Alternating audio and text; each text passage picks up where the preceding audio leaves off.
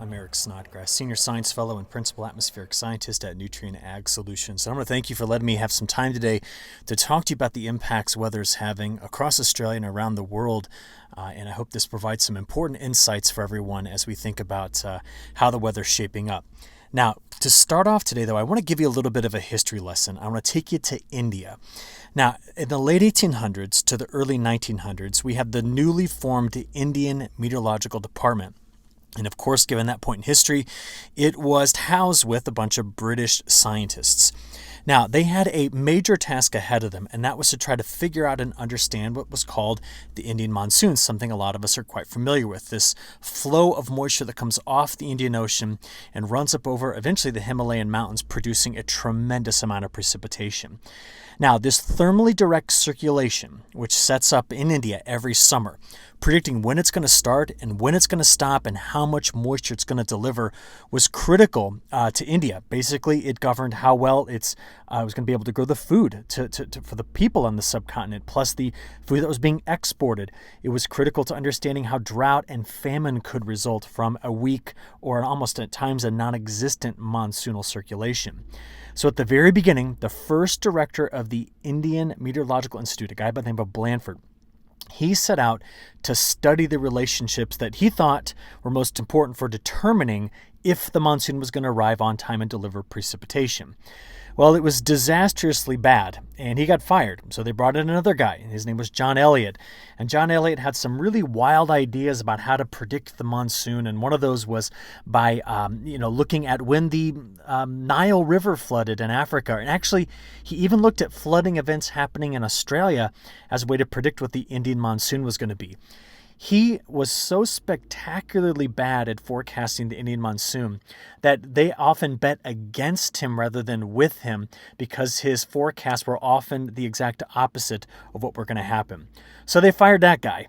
And what they then did, which was a brilliant move by the British government, was to bring in the guy in the picture over here on the left. That is Sir Gilbert Walker, a mathematician, someone who was studying advanced mathematics at the time, which at that time was linear correlations, multivariate regression models, something that we use all the time in modern science and modern applications of data analysis. Well, he comes in and rewrites the entire playbook. And he says, when I look at any of the variables that control the Indian monsoon, it seems to be in fluctuations of the trade winds.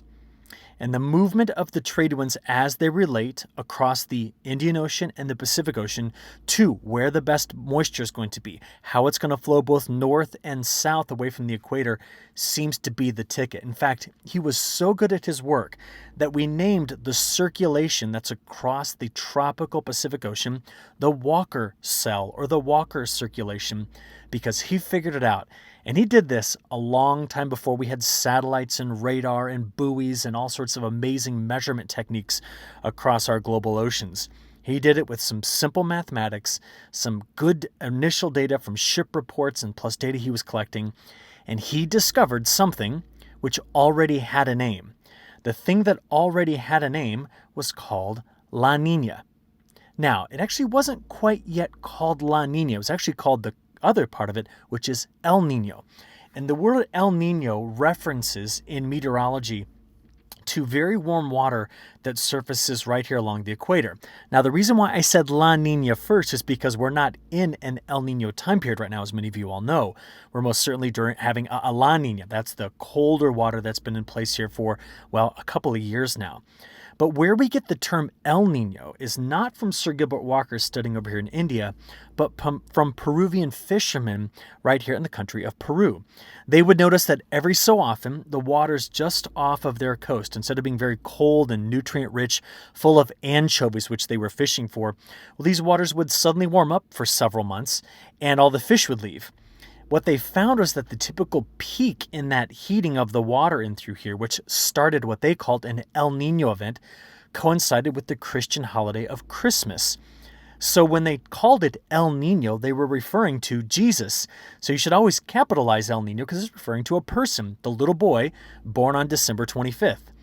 Now, fast forward, you come forward in here into the 21st century, we have been studying with great detail the influences of this pattern named by Peruvian fishermen, discovered by Sir Gilbert Walker, and how it affects global weather patterns.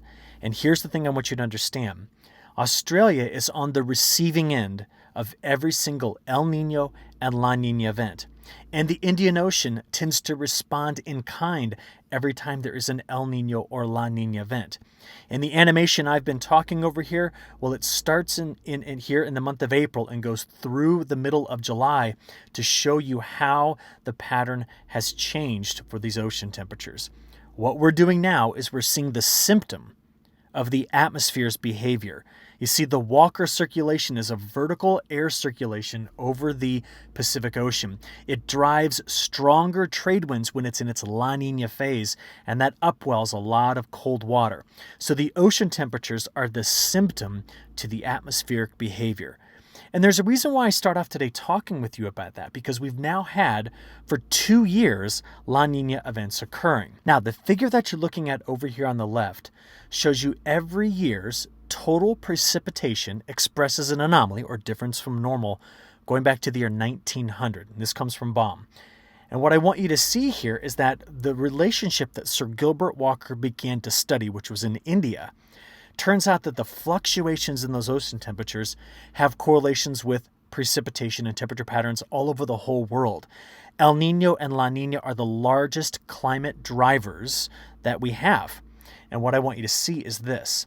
What I'm going to highlight here is starting in 1950, I'm going to show you every year, put a black box around it, that had a La Nina event.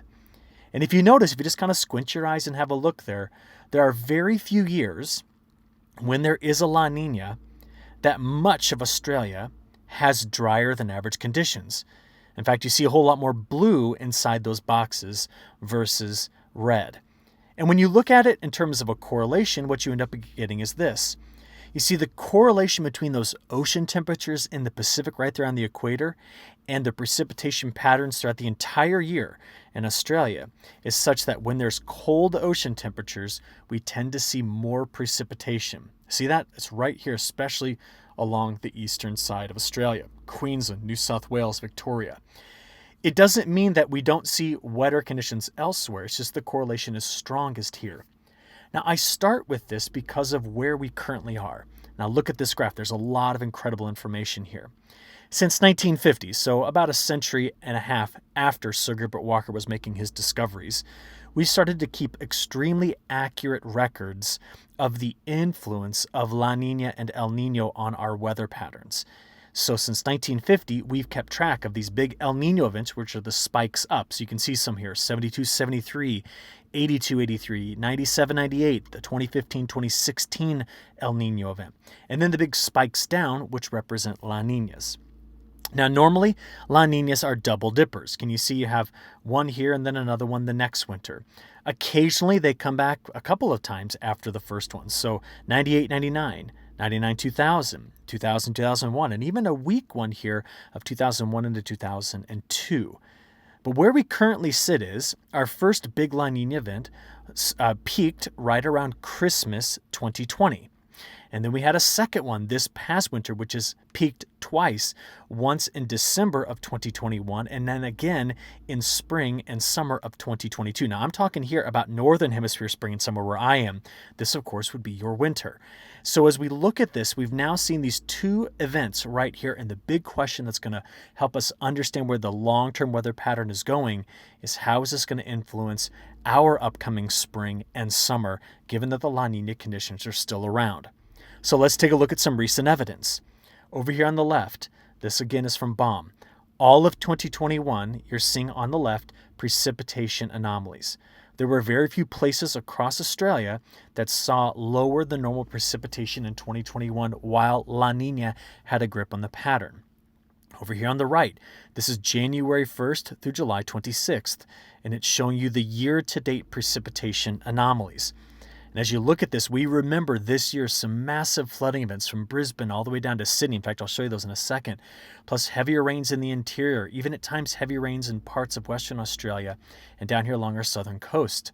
And it's important to understand that during a La Nina event, like we've been experiencing, the likelihood of above average precipitation is higher than normal. Now, why is that the case? Well, I brought along 3 great graphics that the rest of the world loves to use that are produced by BOM. And it shows us how the Walker circulation seen here operates when everything is normal. You see, when it's normal, these trade winds, which blow from the east to the west, have their typical speed. It's about 10 nautical miles per hour. And then they rise over Indonesia and over Australia and then come back and sink over this part of South America. So there's cooler water here and warmer water there. Whenever we have an El Nino event, look down here, that whole circulation breaks down. It stops, even reverses. And all of a sudden, the warm water that was building up here comes sloshing back across the open ocean. Cooler water emerges here over Indonesia, and we end up shutting all the precipitation processes down, and we tend to get hotter and drier.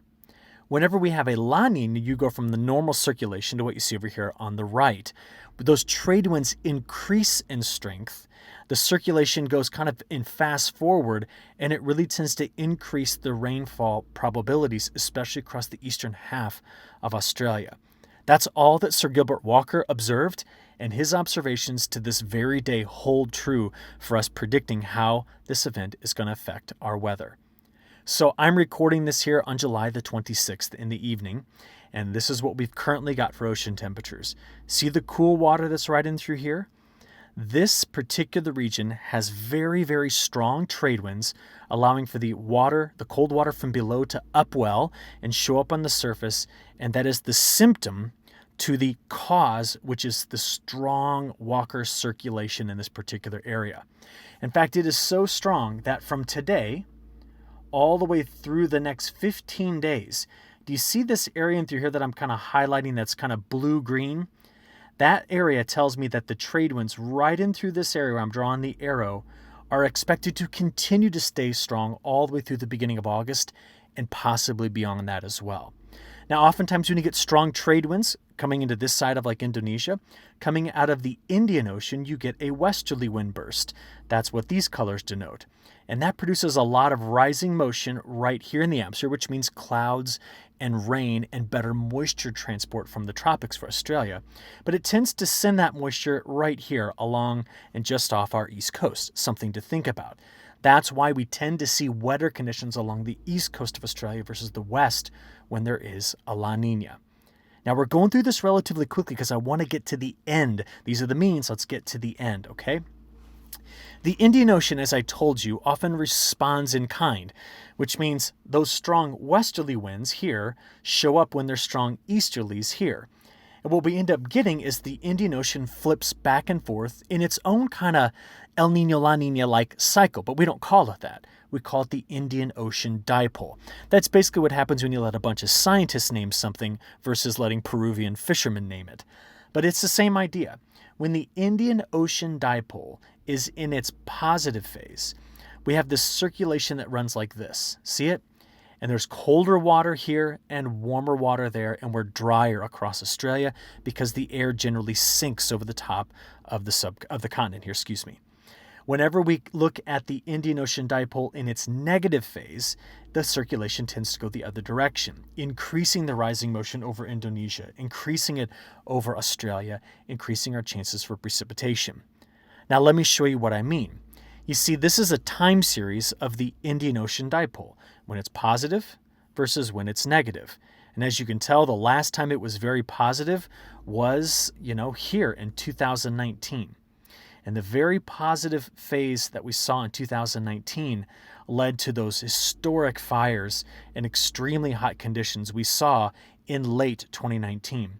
The video you see playing up here in the upper left-hand corner is actually during that positive Indian Ocean Dipole event that set the bushfires going right here along our east coast. And this is just looking at where that smoke went. It actually went all the way across the Pacific Ocean and was measured in parts of South America.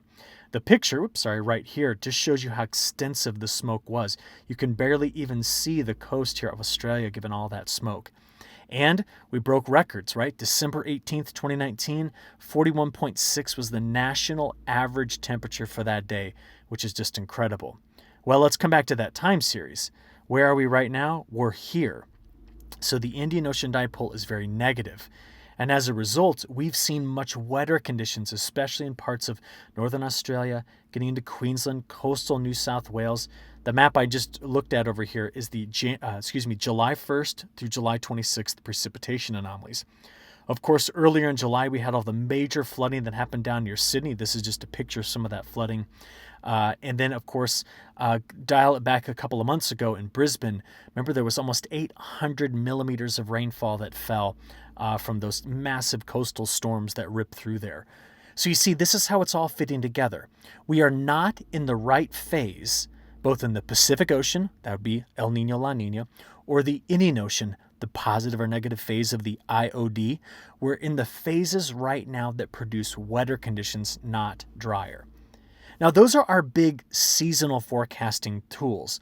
What happens in the subseasonal space? In other words, from a day out to about 2 to 3 weeks. Well, we turn our attention away from the equator to answer that question and head down there toward where our jet stream comes from, our westerlies, right? Now, there's something that in the northern hemisphere we call the Antarctic Oscillation, whereas in the southern hemisphere you call it the southern annular mode. And all it's doing is it's looking at the position of those westerly winds and how close they are to our southern coast. Now, we're not in summer clearly right now, but we are in winter. And you can see that when we're in the positive phase during winter, we tend to be wetter on our eastern coast.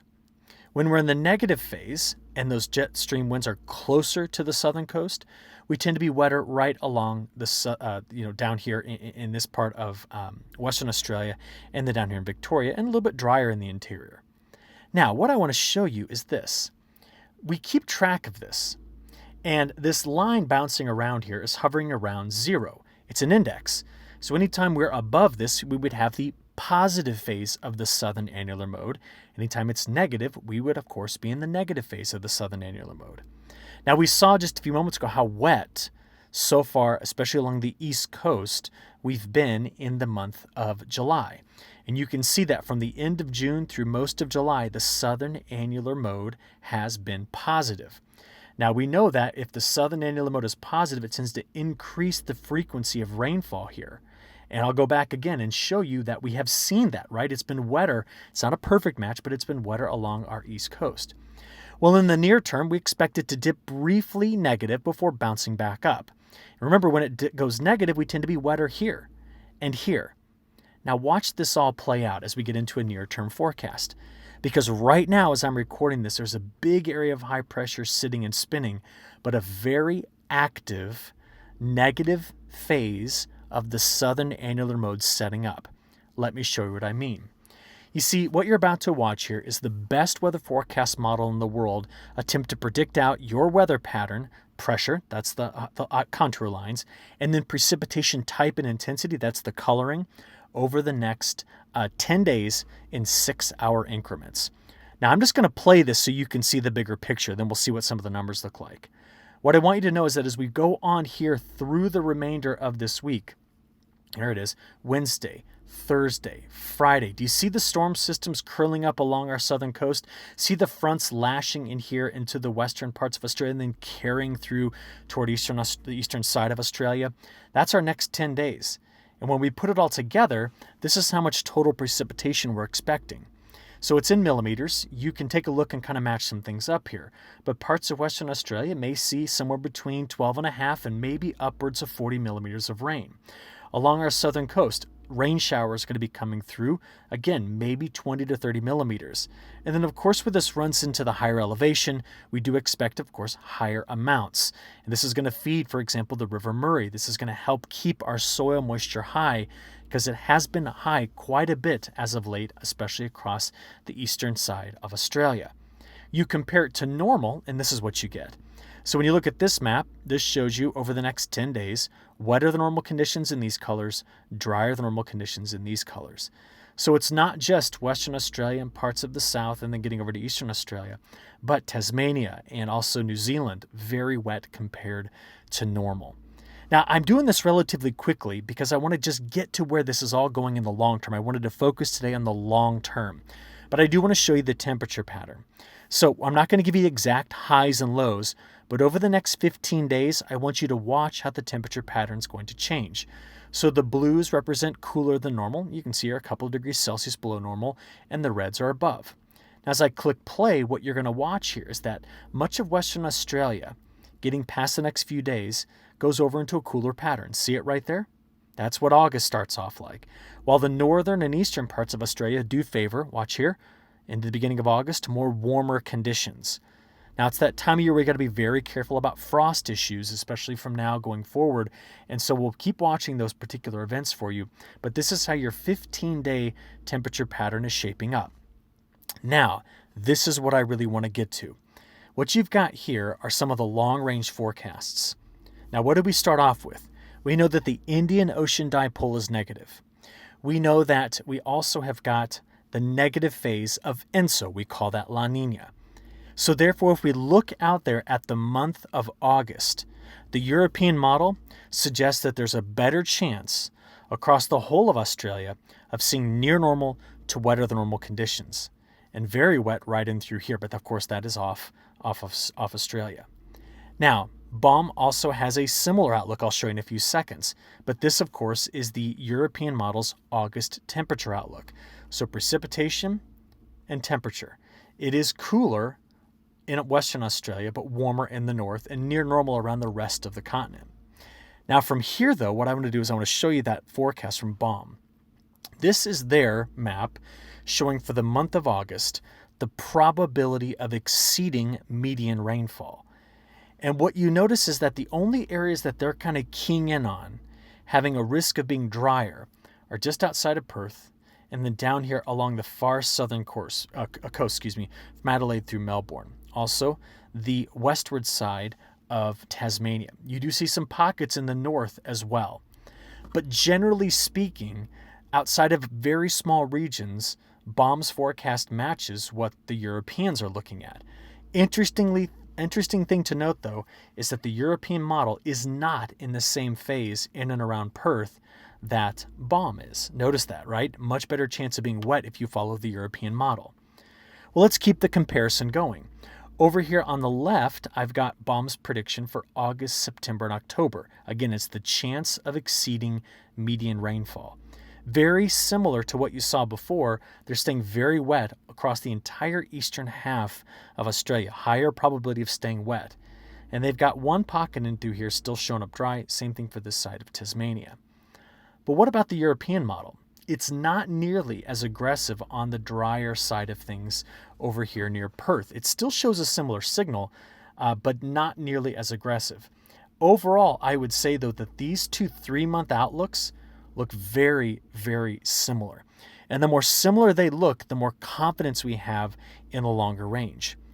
Now, just giving you that bit of information, let's take this and then stretch it out to a global view and talk about some other issues going on around the world.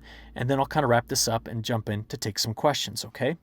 So the first thing I want to show you is the August, September, October outlook for global precipitation anomalies. Now, we've already seen what's being forecast for Australia, but it's important to note India, wetter than average. Much of China forecast to be wetter than average. Down here in southern Brazil, getting in Argentina, there's a pocket that's forecast to be much drier than normal. And I'll talk more specifically about the United States because this isn't fully capturing the pattern we're dealing with.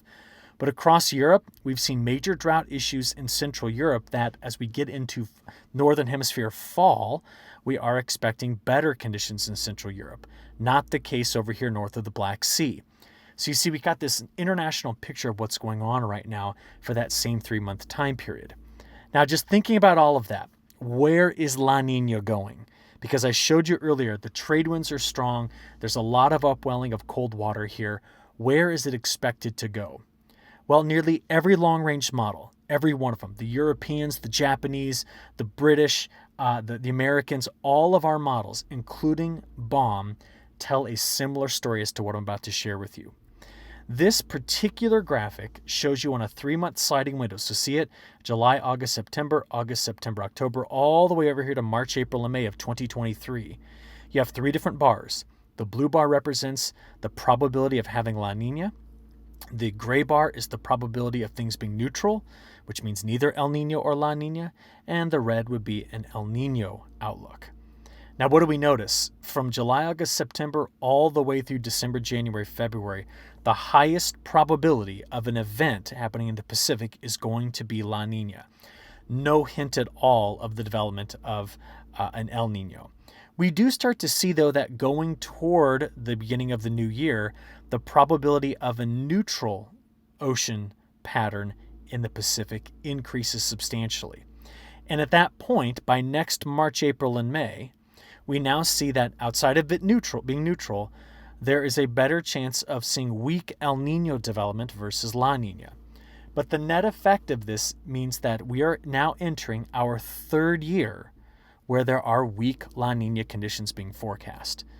Every long-range model agrees with what I just analyzed for you. If that changes, I'll let you know. But what it means is this. As I click play on this, you're going to see an animation of ocean temperatures going through August, September, October, November, and December, January. See that? And as you watch that, you just notice that these cooler waters hang on while there's warmer water around Australia, cooler off of the east coast of Africa, meaning negative Indian Ocean dipole, negative INSO or La Nina, which is why all of these long-range models continue to favor wetter than normal conditions. Now, if you look globally, the rest of the world really doesn't like La Nina. South America, their growing season, which starts this September, tends to produce drought conditions south. Same thing for Argentina. In the Northern Hemisphere growing season, which is right now, we tend to produce a lot of heat in the midsection of the United States, bordering on the Canadian prairie. We tend to have major drought developing here. The Indian monsoon tends to be very strong, a lot of flooding. In fact, we just hit their cotton crop hard with flooding rains, and now the flooding rains are coming through the Ganges River Valley. There tends to be a lot of variability across China and their precipitation pattern, and then Europe, Central Europe often sees major heat waves and drought conditions that develop. I'll just show you what's going on here in the United States. Thinking about where we do grow a lot of fruit, tree fruit, stuff like that, it's all along our west coast. That La Nina this year has just targeted the jet stream straight into the Pacific Northwest, kept it very, very cold. Through our spring, like looking at March and April, May, and June, we were setting records for the coldest such time period on record. Our records go back 130 years. We had multiple frosts in the Willamette Valley, in the Columbia Basin, in the Snake River Valley, all major growing areas in the Northwest. We had several frosts hit during bud break. They hit our vineyards very hard. Whereas from Southern California to Texas, we were breaking temperature records. But the Northwest in May, and that's like late spring for us, we saw a bunch of snow on our mountains. If you're a big fan of Stephen King's work and you've seen the movie The Shining, there's an actual lodge in Oregon. Here it is, that's featured in that movie. And on May 12th, when they have guests here, because normally it's beautiful spring weather, it looked exactly like it does in that movie. I don't know if any of you have seen that, but it's a great one. And then I got to show you this. May 20th, normally the snow is melting out of the mountains in the Northwest. We had just a tremendous amount of snow still there to melt. What am I telling you here? One of our major fruit-producing areas in the United States had an exceptionally cold spring and early summer. But drought across the United States has been expanding. And what you see here is as of July 21st, where we still have a lot of our drought, and that includes California. We've seen large wildfires since that cold spring erupt in the Northwest. Take a look at the smoke from this fire right here coming out of Idaho. There's another one in the Snake River Valley. So they went from record cold to today having high temperatures in the Columbia Basin of 42 degrees Celsius. California has been hot and it's been burning as well. You can see this fire right here, the Oak Fire, our Central Valley, extremely agriculturally productive area. This valley you see right here leads the nation, the United States, in the production of over 40 different fruits and vegetables, which means if there's drought there, we're in trouble. And the biggest reservoirs in California right now, like Lake Shasta and Lake Oroville, they're currently sitting at 37 and 42% of full pool. It's been very, very dry in the West. Now, Southern Plains into our southeast, a lot of fruits grown here as well. We've had spotty drought issues, and that's been problematic too. But I want to show you something. Over the last 30 days around the world, okay, so this is a global view, major heat waves and very dry conditions throughout much of Europe. Southern Brazil went very, very dry. It was extremely wet just north of the Yangtze River Basin around Beijing, but dry to the south of it. And notice the Indian monsoon, extremely powerful, causing a lot of flooding here from this part of India right over in toward Pakistan. Meanwhile, in Australia, like we saw, we were wetter here. I showed you that just a little while ago. On the temperature side of this, the map shifted a little bit, but major heat waves in Europe, central United States, southern Brazil, well, we've been cooler than normal across much of Australia. You see, these are the impacts that La Nina events have around the world, and we're all watching anxiously to see how things continue to evolve. That's what I wanted to present to you today and let you know that every 2 weeks I produce a forecast video that gets into the details of what to expect across Australia and how the weather's going to impact it. And we cover these things so that you can stay on top of it. I really appreciate it from all of us at Nutrien Ag Solutions. I hope you have a great growing season and hope things continue to go well and soil moisture stays great, the rainfall stays great as we watch this La Nina slowly fade over the next 11 months. Thank you.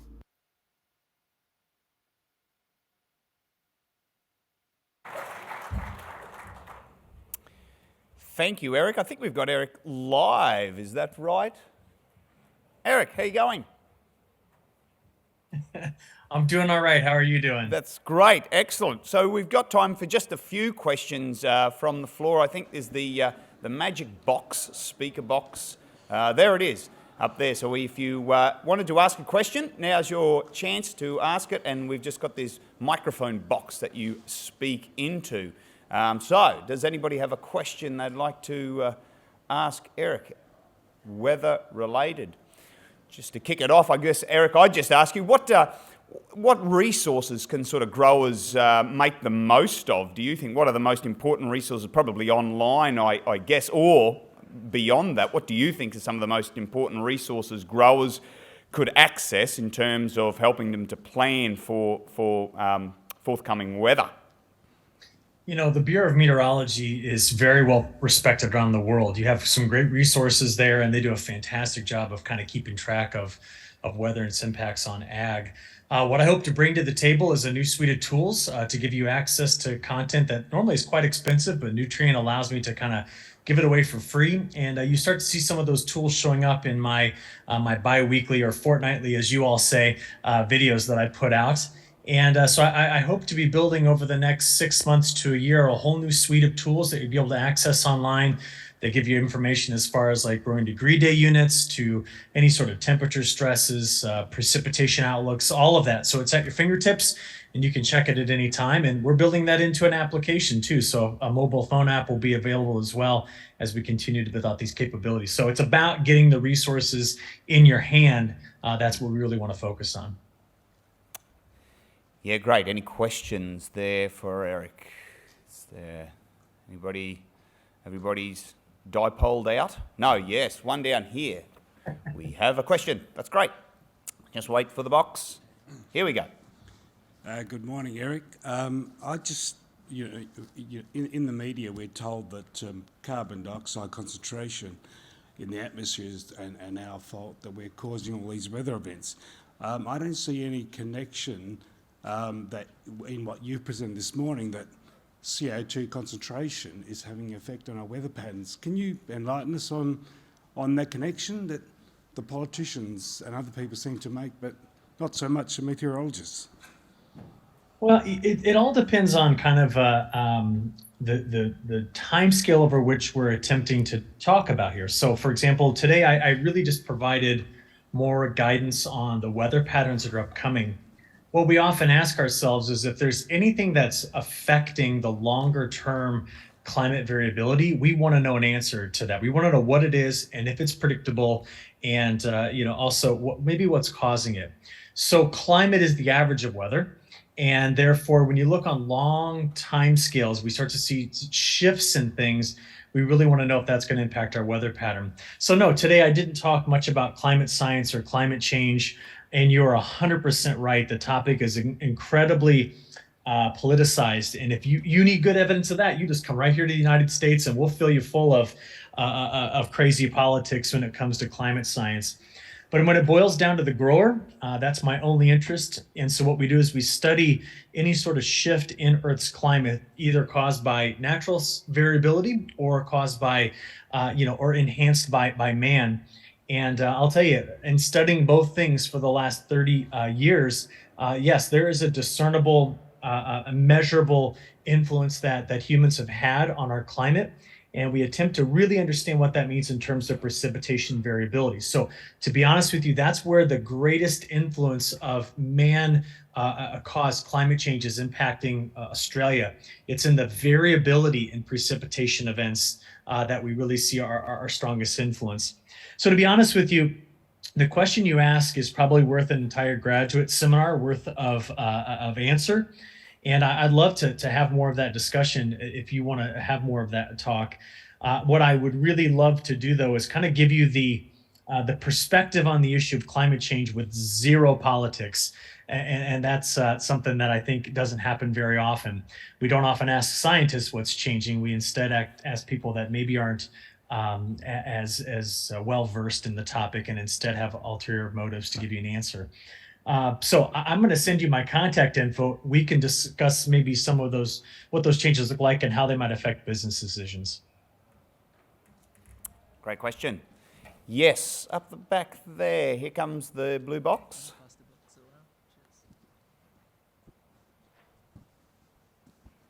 Fire when ready.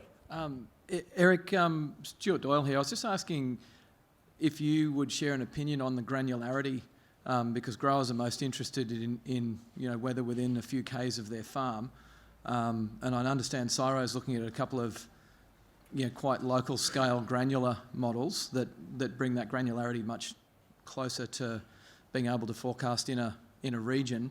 Have you got any comment on any of those models that on a local scale, rather than looking at a state forecast or a regional forecast, for looking at the 3 to 10 day local scale? I just can't remember the name of it, but I remember seeing 2 or 3 years ago that CSIRO had a model that they were beta testing that was quite interesting, and whether you had any insight into those type of models.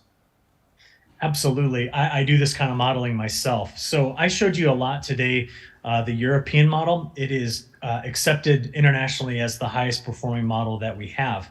But the resolution of the European model, in other words, each grid spacing in it is 9 kilometers by 9 kilometers. So it's very low resolution.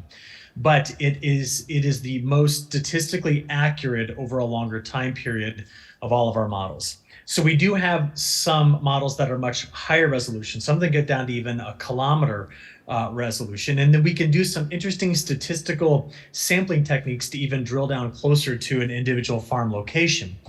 But the reality of it is that the accuracy of those forecasts is very limited to just a couple of days at best. Our performance, when you go out 7 or 8 days, the statistical performance is about 70% accuracy. And to be completely honest with you, forecasts beyond 10 days. And what I mean here is you're trying to pinpoint at your exact location what the temperature and precipitation is going to be. Beyond 10 days, the historical skill score of even the best models in the world is 50-50. Now, that doesn't mean that what I shared with you tonight in the long range doesn't have application, because I wasn't trying to give you a specific forecast at an exact point. We're looking at the broader pattern and how La Nina and these other factors are going to influence our overall predictability going forward and the chances of being wetter than drier, warmer, or colder. But yes, we need to spend a lot of time and a lot of money on developing these high resolution models. But that's the key. It's the financial aspect of them, because in order to run a weather forecast model at very fine spatial resolution requires computers that are currently faster than what we've got. In other words, we need computing capacity to increase about 3-fold before we can really start to do across the entire continent of Australia the kind of forecasting that we would really want to have that would give you the accuracy that you could plan on at the high enough spatial resolution. Now, just to let you know, we are building an API at Nutrien Ag Solutions that will access every model that's available to us, including data from BOM, so that when you get a point forecast on your phone, what you are getting there is the best available information that we've got. But because weather's so difficult to predict, regardless of the modeling capabilities, there'll always be times where we're a little disappointed in its ability to kind of give us the most accurate rendering. Yeah, I live and work in a business where, as you all know, we're wrong a lot of the time, but we're getting better at what we do, okay?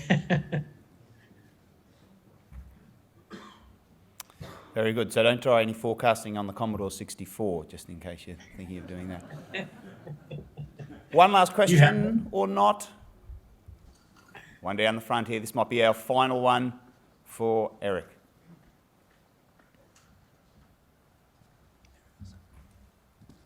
Hi, Eric. Do you have any insight into how stable these systems are, like El Nino and La Nina? So did they exist 2,000 years ago? So are they actually very stable because they have like a 10-year pattern? So let's say during the ice ages, 10,000 years ago, did they even exist, or are these things coming and then they can disappear again and we have a totally different, more long-range pattern over decades or centuries?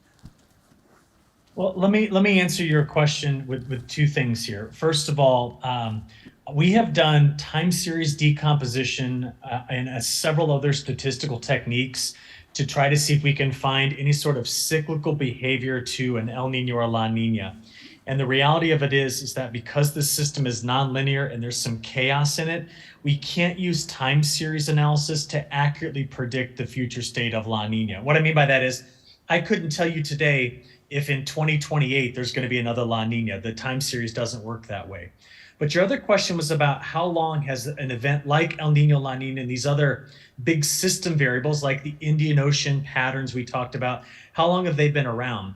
They've been around during the modern climate era that we're in, which is after the last ice age.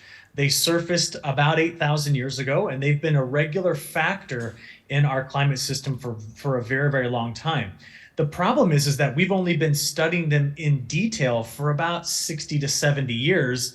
And to be honest, that's not a long enough time to really be able to fully deconstruct the time series to tell you if there is a cycle in it somewhere. Right now, we couldn't do that. If we could, oh my gosh, it would change everything. Just think about how we would be able to plan on decade-long scales if we knew the times that we were going to experience weak La Ninas, strong La Ninas, and so forth. The reality of it is that because the Earth atmosphere system behaves in nonlinear ways, it is not actually behaving when it comes to weather according to predictable cycles outside of seasonal variability. I wish it did. I wish there were very distinct cycles that you could bank on occurring at certain time intervals to increase predictability, but the reality of it is those don't really exist. We might pull it up there. Eric, thank you so much for your presentation and for taking the time to answer some questions. Please thank Eric.